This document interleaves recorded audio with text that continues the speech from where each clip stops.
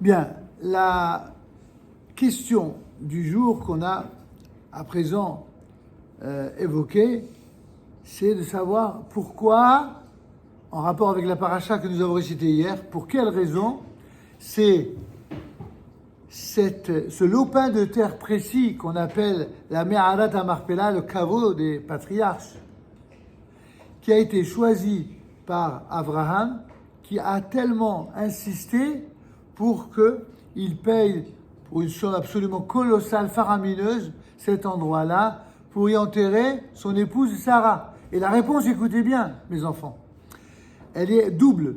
Non seulement il voulait que ce soit cet endroit-là parce que Dieu lui avait promis,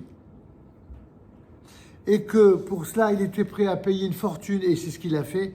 Il a payé Alba Meot Shegel Kesef, 400 cycles d'argent en or, un argent trébuchant, vraiment c'est revers de la sochert, c'est-à-dire la monnaie la plus vivace de l'époque.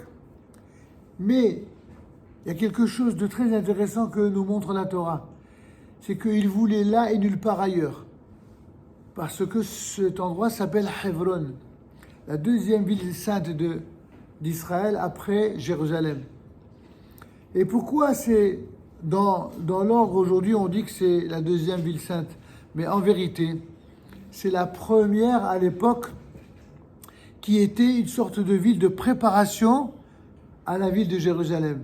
En effet, le roi David a régné pendant 7 années à Hebron avant d'y établir son royaume à Jérusalem. Pour quelle raison? Parce que Hebron, c'est la ville sainte par excellence de la préparation à la nation d'Israël.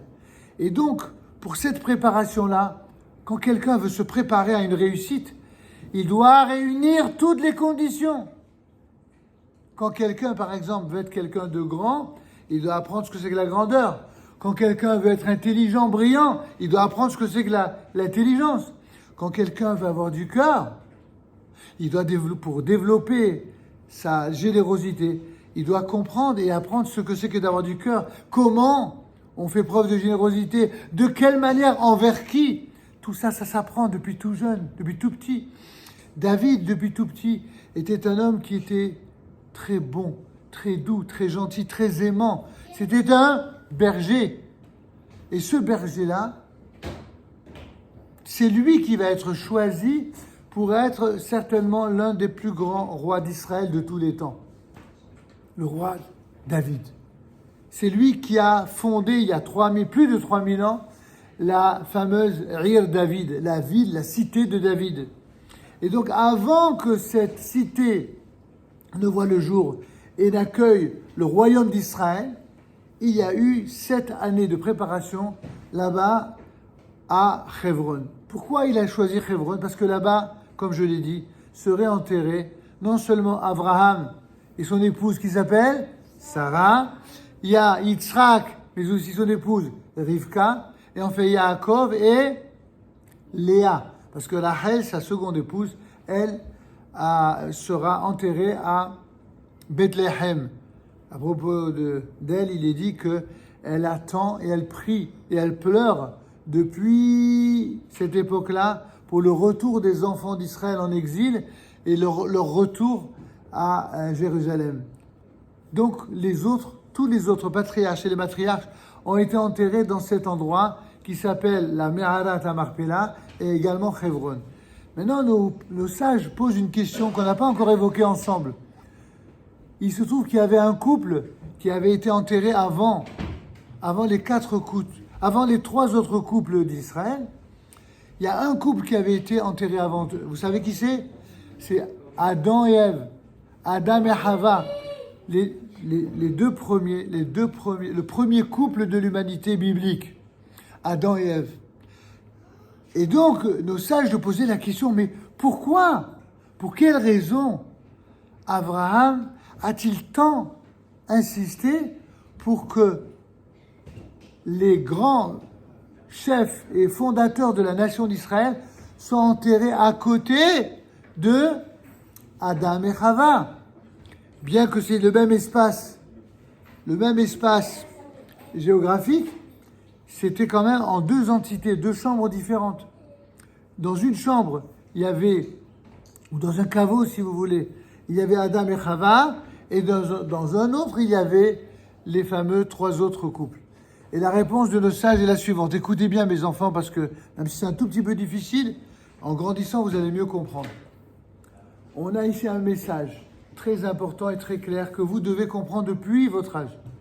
C'est qu'un juif, un bon juif, c'est non seulement celui qui s'illustre et qui excelle grâce à la Torah et aux mitzvot, mais c'est aussi celui qui sait que cette Torah et ces mitzvot, c'est pas uniquement pour les juifs. C'est pour que cette lumière de la Torah, elle soit partagée avec les non-juifs. Elle soit partagée avec les nations qui sont représentées ici par Adam et Ève. Vous comprenez cela?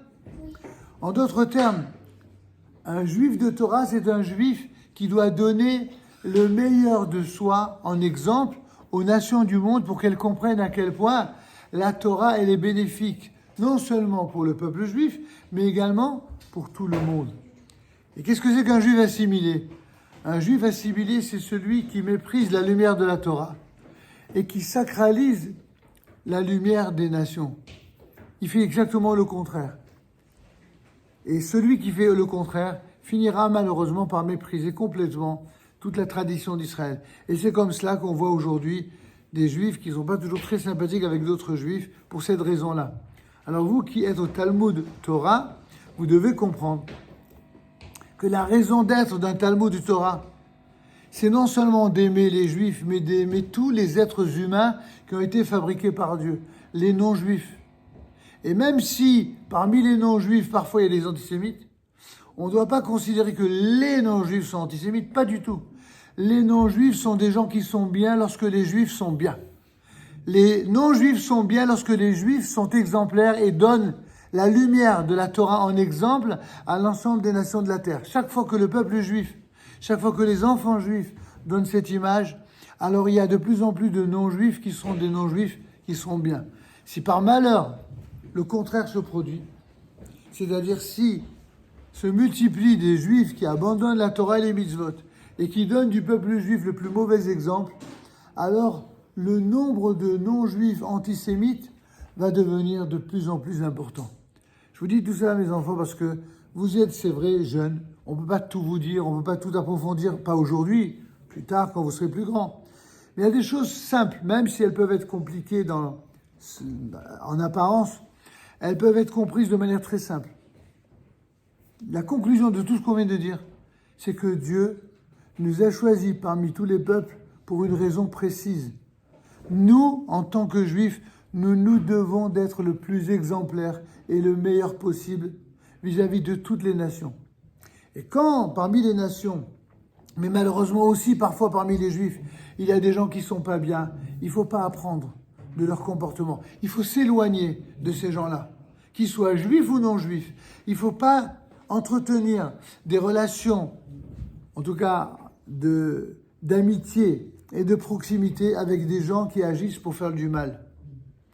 Mais on a un devoir particulier, avant de pouvoir faire du bien aux nations, eh bien de commencer d'abord par soi, puis ensuite par sa famille, puis ensuite sa communauté, et enfin par son peuple. C'est vrai qu'on ne peut pas attendre des nations qui soient exemplaires si à l'intérieur du peuple d'Israël, il y a encore malheureusement trop de juifs qui n'ont toujours pas compris quel est le rôle d'un juif. C'est pourquoi on doit apprendre ça depuis votre âge. Mes enfants, je crois qu'on arrive dans 3 minutes à la fin du cours. Je voudrais juste vous dire que quand vous entendez des mots difficiles à comprendre, n'hésitez jamais à interroger vos maîtres et surtout vos parents. Vos parents sont des grandes personnes qui ont beaucoup de connaissances. Vous pouvez vraiment leur poser, vous devez leur poser des questions. Sachez que plus vous poserez des questions à vos parents, plus vous les respecterez. La plus belle façon de montrer que vous aimez, que vous respectez vos parents, c'est de leur poser des questions. Donc si vous avez des questions, posez-leur des questions et ayez la patience surtout d'écouter les réponses. Je vous souhaite de passer une bonne semaine. Au revoir les enfants, Shavua Tov.